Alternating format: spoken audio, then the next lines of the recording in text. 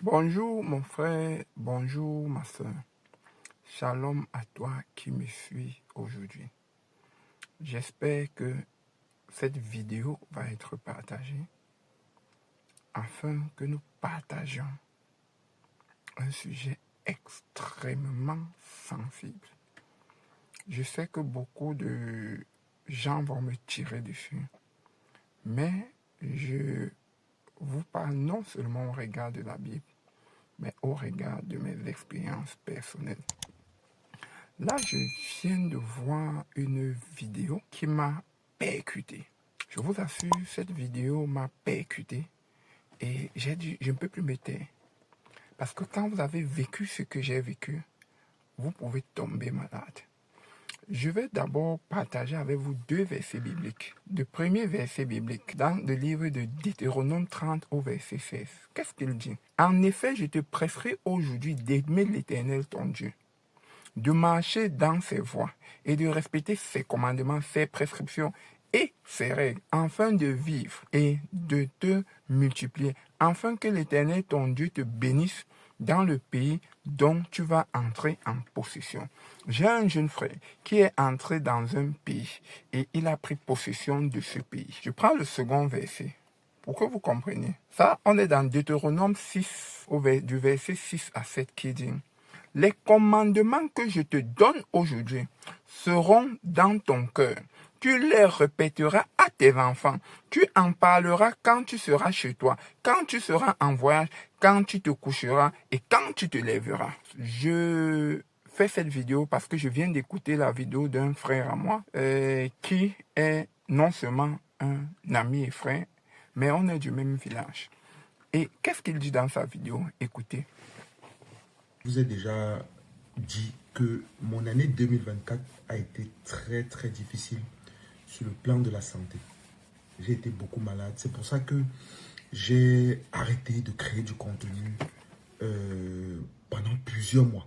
Et même toutes les formations que j'ai l'habitude de donner, que j'avais l'habitude de donner, j'avais mis une pause à tout cela pendant une bonne partie de l'année 2024. Et comme je suis tout à fait transparent avec vous sur mes plateformes, je vous avais dit que c'est à cause des problèmes de santé que j'ai. J'ai discuté avec un de mes grands frères il y a 2-3 jours. Et lui, il m'informe que il est allé au village. Donc moi, je suis de l'Ouest. Donc il est allé au village. Et que au village, donc, il y a un certain nombre de traditions que je n'ai pas faites. Et que c'est tout ça qui me rend malade, qui m'a rendu malade pendant un bon bout de temps. Tu as suffisamment écouté cette vidéo. Et la question que je viens de te poser aujourd'hui, sûrement comme Patrick Kenny Kamga, tu as été victime de la même situation. Je vais vous raconter une petite anecdote. Je vais parler un peu de ma vie. Nous avons eu notre fille, ma femme et moi. Je l'envoie au village, je vais passer quelques temps avec ma mère. Quelques jours après, on me pète, l'enfant est malade. On commence à monter, descendre, monter, descendre, monter, descendre, monter, descendre. Il m'est rapporté qu'une veille, la veille du jour où elle a été guérie, parce que pendant qu'elle était à l'hôpital pour le traitement et que rien ne bougeait, ma mère a commencé à s'inquiéter. Elle a commencé à cogner à des portes. Et on lui a dit, comme on a dit à Patrick, que la situation là est due au fait qu'il y a des choses qu'on n'a pas fait sur l'enfant. Et vous savez c'est quoi la chose qu'on n'avait pas faite? La chose qu'on n'avait pas faite, c'est que oui, la grand-mère de ma femme était fâchée parce qu'on n'est pas venu lui présenter l'enfant. J'ai dit bien, la grand-mère de ma femme était fâchée parce qu'on n'est pas venu lui présenter l'enfant. Et à cause de ça, on est prêt à te tuer. Je pose une question toute simple. C'est quoi ce Dieu qui est prêt à te tuer, qui est prêt à te dépouiller, tout simplement parce que tu n'es pas venu lui donner à manger, ou tout simplement parce que tu n'es pas venu lui dire que me voici, ou tout simplement parce que tu n'es pas venu lui dire bonjour papa. Quittons la dimension divine et spirituelle, entrons dans la dimension humaine.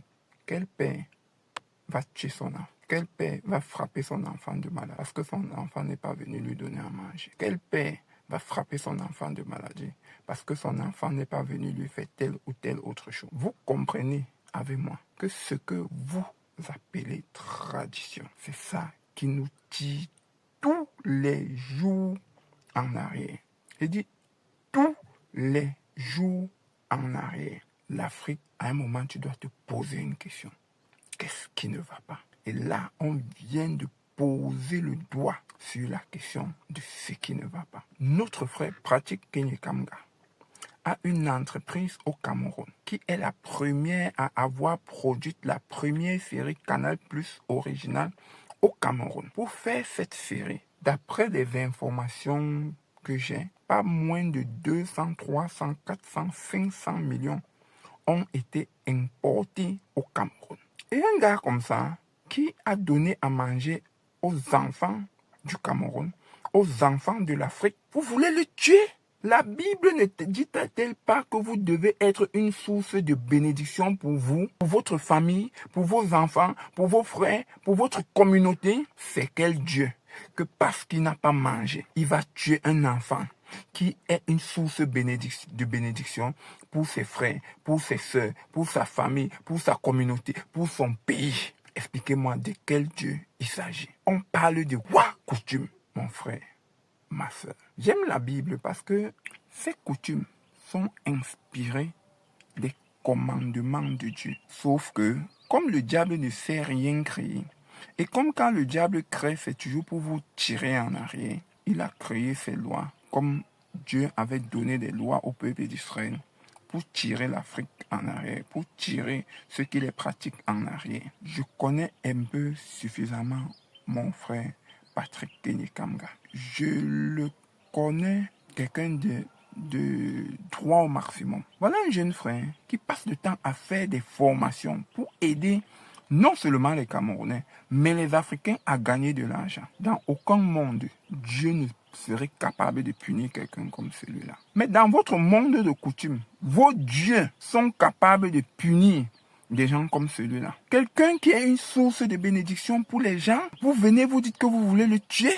Vraiment mes frères, vraiment mes soeurs, je vous repose la même question que Patrick a posée dans sa vidéo. Qu'est-ce que vous en pensez de cette tradition? Qu'est-ce que vous en pensez de ces coutumes? Quelle est l'expérience que vous avez eue? Et qu'est-ce que vous ferez à sa place? Il a terminé son exposé ou sa vidéo en disant que c'est vrai, il a mis longtemps en Europe. Quand il aura l'occasion, il va quand même le faire. À titre personnel, je pense que je vais quand même le faire. C'est-à-dire que dès que ça va aller un peu mieux, cette année 2025, je vais sans doute aller au pays et aller au village pour gérer tout ce qu'il faut avec les ancêtres. Bête à faire que de dire que je ne fais pas parce que je veux montrer que je suis trop français. Lui, c'est son choix. Mais si moi je pouvais conseiller quelqu'un, je lui dirais ne le fais pas. Au contraire, je pense que ce que tu gagnerais à faire, mon frère Patrick Kenyekanga, tu gagnerais à rompre toute forme de lien avec ce type de Dieu.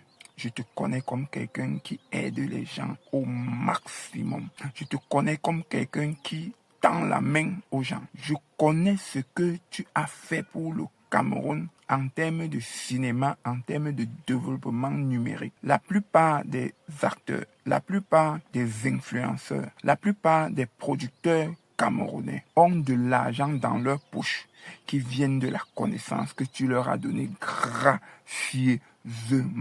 Le Dieu du ciel est incapable de te punir pour ça.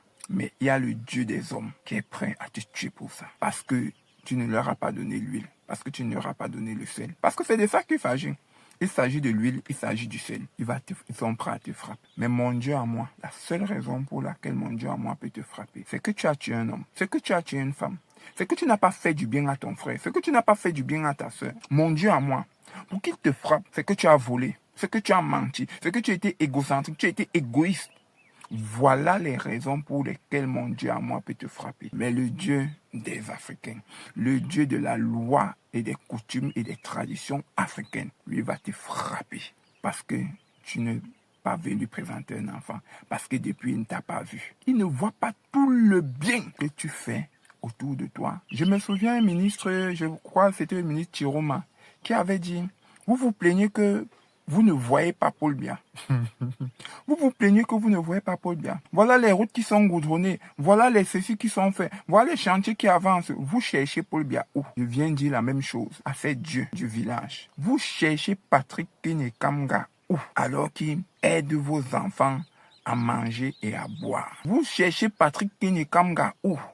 Alors qu'il aide les enfants du Cameroun, alors qu'il finance les projets des enfants du Cameroun, alors qu'il leur a donné la capacité d'avoir des chaînes YouTube. Et parmi eux, la plupart aujourd'hui vivent sans dire qu'ils vont aller dans des chaînes de télévision qui vont les conditionner par X ou par Y. La plupart aujourd'hui vivent sans dire que non.